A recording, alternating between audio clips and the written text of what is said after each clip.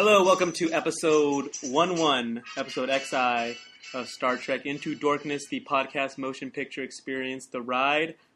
I am Sergio. I'm Sean. And we got 7 more episodes of Trek to talk to you about. Yep. We are closing in. Can you see the finish line? Can you see the promised land? Yes, we're about 15 miles from the promised land. And I'm telling you, I'm doing the best I can. At this point, we really are just doing the best we can. Let that be your battlefield, whom gods destroy. The mark of Gideon, the lights of Zetar, the cloud minders. Like those who mind clouds. Right. Well, it sounds like an Apple feature on your phone. Like, you put it in your cloud minder, and all your iOS devices will remind you at the right time. Yeah, like it'll all sync up. Exactly. You get it if you got your iPad. You'll get it on your iPad. You get your iPhone. Get it on your iPhone. If you're in front of MacBook. In front of your MacBook, you do it. It'll pop up. The Way to Eden and Requiem for Methuselah, who is the oldest motherfucker in the Bible. I thought that was the woman David boned down with. Like had her. No, that's Bathsheba. Yeah. Methuselah lived to be 900 something, and that's the oldest recorded age in the Bible. And I think after that, I can't remember why, but at a certain point, God was like, "Man shall not live 900 years any longer. 30 shall be his number." And then progressively more. Right. You'll work your way back as they learn to wash their hands and clean their assholes. But once they start fucking each other's assholes, there's going to be condoms. God, you guys have to earn 900 years. I guess we're just getting back to that. Yeah, exactly. We're working. God was like, "Look, I got no problem with 900 years. You got to earn it, though." Yeah, like my slip. I shouldn't have just given it to you. You should have earned it, because I mean, you always appreciate what you earn more. It's true. Than what's just given to you. It's true. Now, it sucks for all those people who only lived to like 20, and they were like, "I lived a long, good life." Yeah, Yoda-ing on their beds. Yeah. I mean, Yoda was what? 900. Oh, he was not. Was he Methuselah? What's the connection there between George Lucas, God, Yoda, and Methuselah? What's the connection there?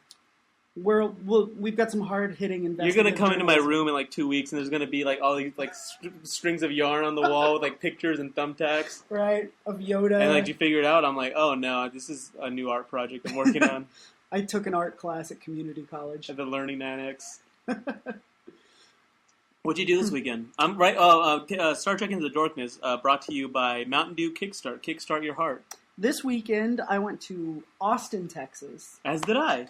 And attended a wedding. As did I. Walter and Sarah. As did I. And it was awesome. As did I. I thought you were going to say I had a lot of fun. I also had a lot of fun. I did have a lot of fun. It was a lot of fun. We recorded a future episode. We recorded an episode that will broadcast in between.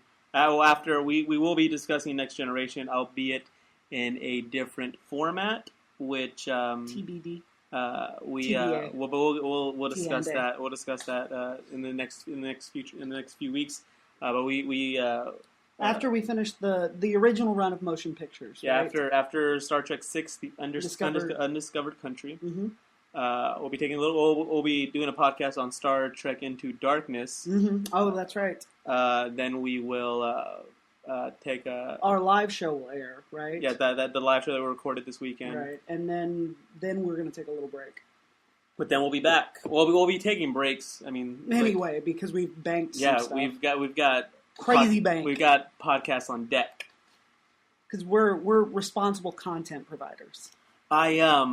Since I've stopped drinking, I have been worried that my addiction, I'm just going to get addicted to something else. Right. And I'm worried it might be Mountain Dew Kickstart. But then again, I mean, like, it's only 80 calories. It contains 5% juice and is low in sodium. So this is pretty much the healthiest thing next to water, right? Right. Well, I've actually heard a lot of stories about, like, drug addicts and alcoholics. When they stop using their drug of choice, basically they take up with something that... They start gambling or eating. Well, there's that, but I was also going to say, that's why you see a lot of fat, sober people. Exactly. Living clean as they chomp into a Big Mac. Well, like, for example, Jason Mewes, Jay from Jay and Silent Bob, Yes, I know. He got hard. He's still, I think, I don't know. I haven't seen or heard from him in a long time. You know, we used to be buds. But I know that once he finally kicked heroin, he was hardcore into Red Bull, and like he would drink it by the case, and like. But like he would open a case, like just a case, each and, like, can in a case, and just hold it up. Right, he got a funnel. He deep throated a funnel, so he wouldn't even have to taste it. It would just pour down into his tummy, down his gullet. Into right, his tummy. It was like a reverse stomach pump. But so I think of all the things to get addicted to, Mountain Dew Kickstart's relatively harmless. Whenever I lost all the weight, that should be on the can. Of all the things to get addicted to, this isn't that bad. Like Mountain Dew Kickstart is probably the least harmless, least harmful. Least harmless would be like heroin. That's right. I'm sorry. Like I'm done with drinking. Cook me up a shot. Boil me some heroin. If you would. If you would, madam. Whenever I lost 50 pounds a few years ago. I've gained some of it back, but I'm on the slow road to recovery right now. But Coke Zero became my thing, and I haven't really let up on it. I don't think I would have lost as much weight as I had without Coke Zero. We played Dungeons and Dragons last week. Yep. With a bunch of great people. In Arlington. At Lone Star Comics. Star Trek Into Darkness brought to you by Lone Star Comics. Yeah. And are you listening, Conan? One of the guys there had like a liter size. It was 1.25 liters of Coca-Cola. Coca-Cola. And Classic. After we left, Sean's like, I wonder if I could get one of those Coke Zero. Because 20 ounces just isn't enough. And I don't want to just buy 3 or 4 of them. No, I want the big bottle. Well, because just based on how things are priced, I mean, you could get like the 20 ounces, you have to get like, what, 3? Exactly, and it would be like $6. Yeah, no, it wouldn't well, $1.69 per bottle, let's say. Yeah. So closer to $6 than the $3. Yeah, and there's no way that liter is going to be $6. Exactly. It'll probably be like 2 or 3. Exactly. It's just good economic sense. Yeah, you're not doing it because you're addicted to it. You're addicted to saving money. Yeah, I'm addicted to thriftiness. There you go. Are we going to talk about Star Trek this week? So Star Trek. Let's start from the top, go to the bottom, just as we always do. We kind of have been season 1 to 2 to 3, Monday through Sunday, seasons 1, 2, and 3. Let's just keep it going. It's worked for us so far. It's true. It's worked for us so far.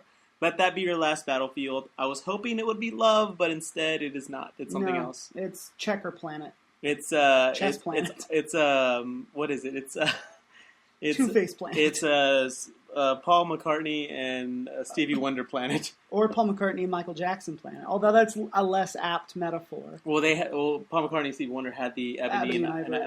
That's true. Whereas, what was the Paul McCartney Michael Jackson tune? Say What You Mean? I think or it The was Girl Is Mine. Thriller. Right? Was it Thriller? Wasn't he? Wasn't Yeah, that Paul McCartney in drag? It was that, not The Girl Is Mine. You're right. Well, this shuttlecraft is stolen, and the Enterprise disables it, and it brings aboard Patton Oswalt, a guy who you said looked like could have been. Yeah, he could have been like Patton Oswalt's uncle or right. Man, not really father, but maybe his uncle. They're in the same gene pool for sure. It's the hijacker, and he's like half white, half black, and I mean that like in the most literal sense, not in the foxy Rashida Jones sense. Right. Like Rashida Jones is too fine. She's beautiful. This guy just looks kind of creepy. Yeah, this guy looks like he went to a sporting event for the most monochromatic. Yeah, exactly. Like, maybe that's why, because I'm thinking of Patton Oswalt on the poster for Big Fan, where he does have half of his face painted green. I'm like, Patton. Okay, yeah, but yeah. There we go. Nailed it. There was a guy on a show, like one of those on television, on a television program. It's one of those like, hey, show us your invention, and maybe we'll invest in it and like take 80% of the money. You know, that's a horrible deal. Oh, that's pretty much. I mean, that's what I assume it is. But right. I mean, you know, otherwise, like, what's the vig? What's the vig? And Mark, it might have been Mark Cuban's thing because he was on it, right? And this guy invented this thing. It was almost as basically, you know how people like paint their face, but it was like that. But it's like it was almost kind of like stickers.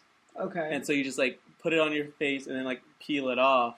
Oh, like a temporary tattoo? Kind of, thing? yeah. But like for like sports teams and logos, yeah, but for your face. So I could get like the whole Mavericks logo on my face. Pretty much, yeah. Okay. And then I think you could just like peel it off after that.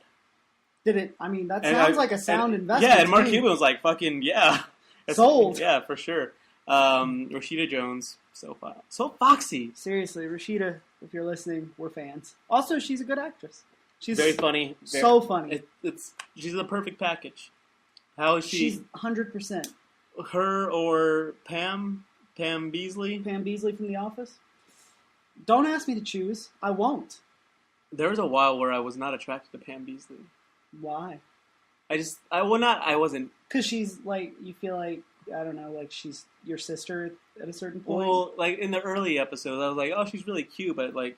Well, they also planed her up quite a bit. Like once she got together with Jim, spoiler alert for anybody who hasn't made it to the end of the 3rd season of The Office, they let her start, she's wearing a little more makeup and she does more with her hair. Yeah. Her wardrobe kind of changes, so. I guess they were playing up that like Jim loves her for her personality. I mean, like, he's probably is attracted to her, wouldn't mind, boning down. Well, I think that in the early seasons of The Office, there was much more of an emphasis on realism too. They kind of threw that out the window at a certain point, which is fine because I still love the show. Even now, I still love the show, but especially this last season. Actually, I'm really enjoying it. But anyway, they kind of went away from that and stopped making such hard choices and things and decided to embrace a more sitcom-y sort of milieu, if you will. So Patton Oswalt ends up on the Enterprise. And then another ship shows up. And guess who it is? It's the Riddler. That's right. The battle we've all been waiting for. It is like it's like heading straight for the Enterprise, but it disintegrates, like breaks apart before it collides.